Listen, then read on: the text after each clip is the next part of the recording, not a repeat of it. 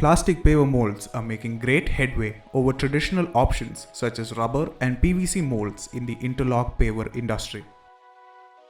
Good quality cabros are made from good quality molds. Usha rubbers, with our numerous designs, unbeatable protective measures and quality, have become the unquestionable market leader with our Atom plastic paver molds. In this video, let us look at steps to follow to use our Atom plastic molds with a 100% success rate. Oiling plastic molds before daily use greatly helps in releasing the paver from the mold.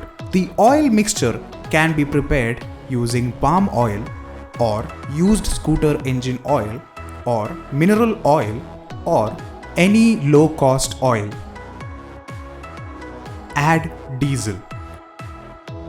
After mixing this mixture well, dip cotton waste in it and squeeze out the excess oil. After that, gently apply the oil on the sides. Ensure that the oil is only applied on the marked area and it does not reach the design surface.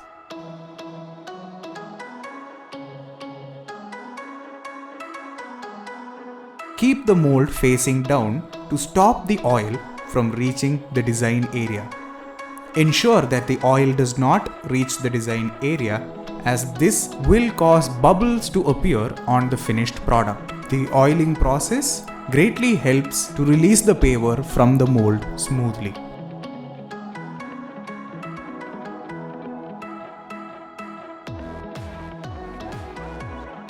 While interlock pavers are manufactured using the same materials worldwide, the small differences in the quality and the nature of the materials can be addressed with the right mixing ratios.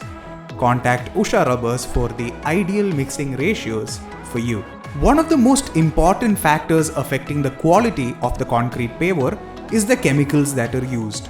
The concrete hardener that is used makes a big difference in the output. The finishing, setting, glazing surface and strength of the paver can be attained using the best quality chemical in the first layer. We recommend the use of a PCE based hyperplasticizer, which reduces water content up to 40%. This hyperplasticizer ensures that there is no edge breakage or chipping, reducing production loss. The second chemical is a medium quality concrete hardener. Now, let us look at how the first layer is prepared. For best results, ensure that you use OPC 53 grade cement. Oxides are added to get colored pavers as per your requirement. Mix this well. Measure the right amount of chemical as mentioned in the mixing ratio. Mix this in very little water and add it to the mix. Mix this well. Reducing the use of water in the first layer ensures a better output. The thicker the first layer is, the better the output will be. Dry baby metal or chips are added. Mix this well. The thick, viscous first layer reduces edge chipping and enables easy demolding.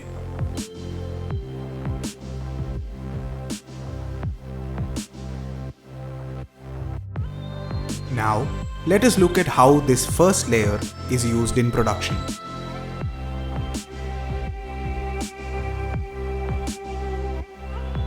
The thick first layer ensures that there is no spilling or water droplets being formed inside the mold. The second layer is added. The thick second layer is made with the second chemical, which is of medium quality and is mixed in very little water. This ensures the strength and integrity of the concrete paver.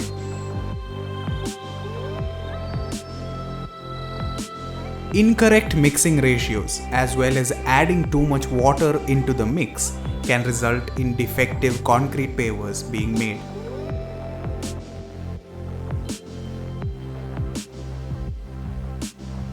the production loss in this case will be very high.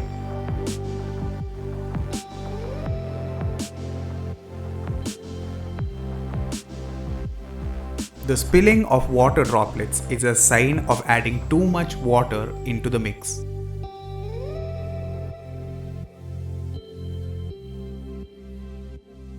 Adding too much water into the second mix can result in the formation of concrete pavers that are not strong.